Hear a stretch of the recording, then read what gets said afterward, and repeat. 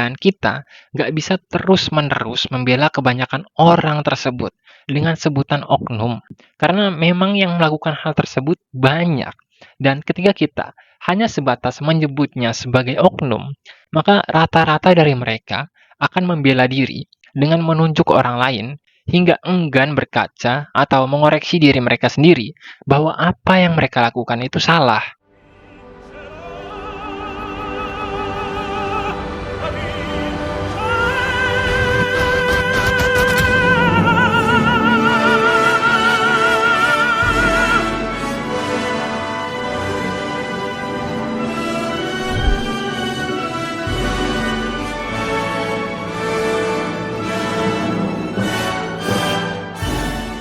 Man, cut that stupid shit. Just say what you mean. Lu pro, menurut lu dinasti politik nggak apa-apa? Say it. Say it. Ya nggak ada. Ini human Say it. rights. Human rights. Dinasti politik salah atau tidak? Human rights. Say it. It's not the Ini question, bukan- Ari Putra. Ini bukan. This is your talk show. This is not my question. Sebenarnya ya, saya nggak setuju dengan pendapat Panji yang menentang mati-matian politik dinasti. Tapi bukan berarti saya sepenuhnya mendukung dinasti politik juga. Karena yang namanya penurunan kekuasaan dari seorang ayah ke anak, itu memang nggak selamanya baik, tapi ya nggak selamanya buruk juga. Contohnya bisa kita lihat dari kekaisaran-kekaisaran terdahulu, seperti di India mungkin, atau di Cina, atau kesultanan di Timur Tengah, atau bahkan kerajaan-kerajaan di Barat yang faktanya memang berhasil memajukan negaranya secara menyeluruh, serta bahkan mensejahterakan rakyatnya. Jadi problemnya bukan pada dinasti politiknya, tapi kualitas dari pemerintahan yang diwariskanlah yang menjadi titik tumpu penilaian utama. Apakah sebuah pemerintahan dapat disebut berhasil ataupun gagal? Nah, di Indonesia ini, mungkin ini juga yang menjadi konteks atau penyebab utama Panji kesal sama yang namanya dinasti politik. Ya, kalian mungkin bisa nilai sendiri lah. Tapi alih-alih buat kita kesel seperti Panji terhadap hal tersebut, yang mungkin ujung-ujungnya ada tukang bakso bolak-balik di depan rumah kita, lebih baik kita berupaya membahas sebuah fenomena yang mungkin jauh lebih memprihatinkan atau mengkhawatirkan dari hal tersebut. Yang mungkin saja dapat sedikit banyak membantu kita untuk menemukan jalan keluar dari jalan buntu yang sebelumnya kita bahas. Pertama, pembodohan massal. Ketika di masa Romawi kuno, orang-orang dibuat lupa terhadap masalah publik atau masalah-masalah di negara mereka dengan yang namanya sirkus dan gladiator. Pada saat ini, di era saat ini, pemerintah modern nggak perlu repot-repot melakukan hal tersebut. Hanya perlu mengatakan bahwa masyarakat bebas melakukan apapun selama tidak melanggar hukum. Karena pada faktanya, menyebarkan kebodohan itu jauh lebih mudah dibandingkan upaya untuk mengajarkan kebenaran. Sebab untuk menjadi sadar dan benar, seseorang harus diarahkan pada tujuan-tujuan tertentu yang sejalan dengan value atau nilai-nilai yang telah ditentukan.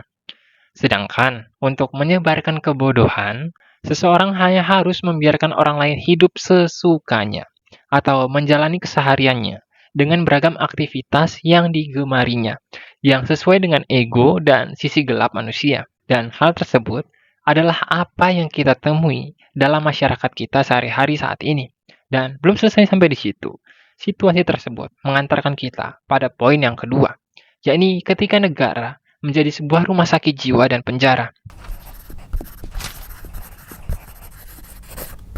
Ketidakpedulian para pemegang kekuasaan pada akhirnya mengantarkan kita secara langsung maupun tidak langsung pada sebuah anggapan bahwa kita ini bebas. Keadaan tersebut sedikit demi sedikit merusak kesadaran banyak orang atau masyarakat luas yang sibuk dengan beragam kegiatannya masing-masing hingga lupa terhadap kesengsaraan atau ketidakadilan yang dialaminya atau dialami oleh sesama anak bangsa lain. Jadi, alih-alih memikirkan jalan untuk merubah keadaan menjadi lebih baik, kebanyakan orang bakal lebih milih mengisi waktu luang mereka dengan joget TikTok mungkin, atau scroll media sosial, komenin sebuah drama, cari hiburan, atau melakukan tindakan-tindakan lain yang berorientasi pada kesenangan emosi mereka. Sementara para orang-orang rakus yang berkuasa di atas sana berbagi keuntungan dan kekayaan. Di sisi yang berbeda, sebagian besar masyarakat kita terpaksa menjalani hidup dengan penuh ketergantungan dengan pekerjaan yang mereka jalani. Hal tersebut didukung oleh gaya hidup yang gagal dikelola dengan baik, hingga kita mengikuti tren atau kebiasaan kebanyakan orang. Alhasil, kita terpaksa kerja bukan hanya untuk makan atau bukan hanya untuk sesuap nasi, melainkan untuk membayar cicilan, membayar kreditan, atau memenuhi gengsi yang terlanjur tersebar dalam kehidupan sosial kita. Jadi kasarnya gini, kita udah dibuat bodoh, dan dari kebodohan tersebut, kita melahirkan beragam tren atau kebiasaan bodoh untuk mengisi waktu luang atau menjadi gaya hidup kita. Dan kita dipaksa untuk tetap bodoh dengan tren yang harus setiap hari kita ikuti, maupun pengeluaran untuk memenuhi gaya hidup yang harus setiap hari kita penuhi. Kan kocak.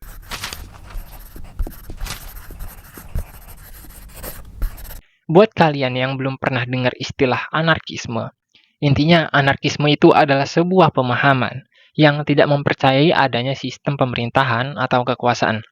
Jadi, mereka memilih untuk berdiri di dalam kakinya sendiri secara otonomi, tanpa mengakui adanya sebuah sistem pemerintahan. Dan hal tersebut, baik kita sadari maupun tidak, pada dasarnya sedang terjadi dalam diri masyarakat kita. Ketika kebanyakan orang hanya fokus dengan pekerjaan yang mereka jalani secara formalitas untuk mencari uang tanpa dibarengi nilai-nilai yang lebih tinggi dari hal tersebut, seperti keinginan untuk membantu orang lain atau memajukan negeri ini menjadi lebih baik. Jadi secara sadar maupun tidak sadar ya, kebanyakan dari kita berkata dalam diri kita sendiri, ya persetan dengan negara gitu, persetan dengan kerjaan gua, yang penting gajian nggak telat dan negara nggak nyusahin gua. Itulah kenapa kalian bakal lihat banyak banget orang yang menduduki kursi pekerjaan, seolah bodoh amat dengan pekerjaan yang dijalaninya. Sebut saja pegawai instansi-instansi pemerintahan kota dan daerah, seperti pegawai puskesmas yang terkenal jutek, atau guru-guru sekolah negeri yang nggak peduli dengan pendidikan muridnya, dan beragam jenis pegawai lain yang terkesan acuh tak acuh dengan keadaan sosial masyarakat kita. Dan kita nggak bisa terus-menerus membela kebanyakan orang tersebut dengan sebutan oknum, karena memang yang melakukan hal tersebut banyak.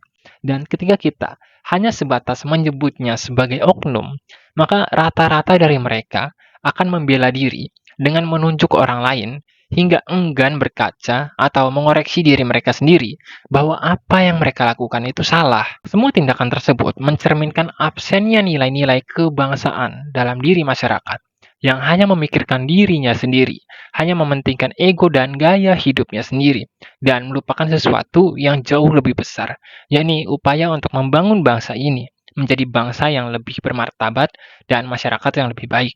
Dan yang paling menjijikan adalah ketika orang-orang tersebutlah yang paling kencang teriak tentang kebinekaan dan kemerdekaan pada hari-hari nasional, seperti hari lahirnya negara kita, hari lahirnya Pancasila, hari pahlawan, dan lain-lain.